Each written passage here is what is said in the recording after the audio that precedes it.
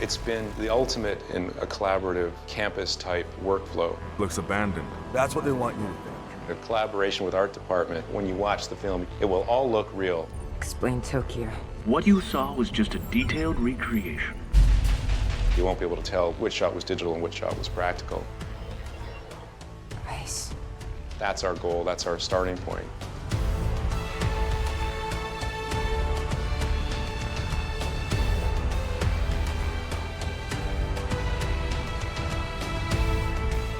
The thing about this series is that the big mandate is be true to the video games in spirit, yes. Nice.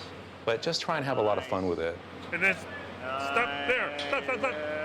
One of the first meetings I had, actually, when I first arrived here, was with Mr. X, Dennis Berardi's team. Our big challenge on this movie, in terms of the CGI, is striking the balance between photorealism, otherwise we break the audience's suspension of disbelief, and being true to the video game.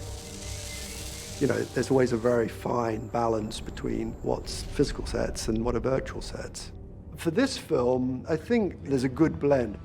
Kevin Phipps, fantastic production designer, had great ideas for a lot of these sets. Some of them, art department didn't build at all. We would build that digitally, as in the case of the White House bunker. Some of them, he would build a set entirely, like in the Umbrella control room. The testing floor is 300 feet high. And in some cases, it was a hybrid. You know, certain things would build up to a point and then they'd be extended. As in the case of the Kamchatka field. 75% is real, 25% is visual effects, which is a pretty high proportion. Combinations of visual effects, photography, and physical set building, and green screen work. Submarine Pen is a very good example. Giant location at an abandoned power station, which we redress sizable elements. There's Typhoon submarines in there, which are, 574 feet long. And of course, we're never going to build those. There's these super wide shots that are shooting on our foreground dressed areas of sets, and then Mr. X, Dennis, will then add in some 3D map paintings of the complete submarine pen. We've done a lot of big underground facilities. In the first movie, they built a giant facility underneath Raccoon City, which was the Hive. Then, in the third movie, they had a similar facility that was out in the desert. In the fourth movie, they had a facility like that was underneath Tokyo, underneath Shibuya. They have unlimited funding, obviously, because every umbrella control room we ever see is huge. And this one's no exception. It's a classic umbrella facility, only this time it's on the bed of the ocean rather than being underground.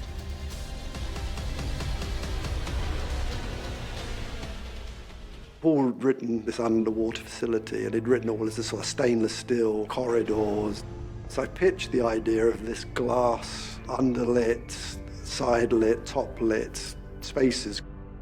And he liked it and bought into it. It turned out to be quite a technical challenge to do these glass corridors. Just photographically, there's some big glass sets, and glass isn't easy to light. It looks really cool. We've kind of ended up designing a kind of modular system of floor panels and wall panels, which are then being repurposed for our different looks. A lot of the more complicated sequences are storyboard and previs, and quite a lot of 3D modeling. One of the things that's happened in recent years, art department and visual effects, we're actually sharing the same digital assets. Because of the delivery time on the movie, Dennis started before I did. Digital models were going back and forth. Models that we were creating here in Maya, we would send over to the art department. They would take over and import into their software and be able to use them. As we get on with the design process, those files and that information goes back into the previs. So it's quite well integrated.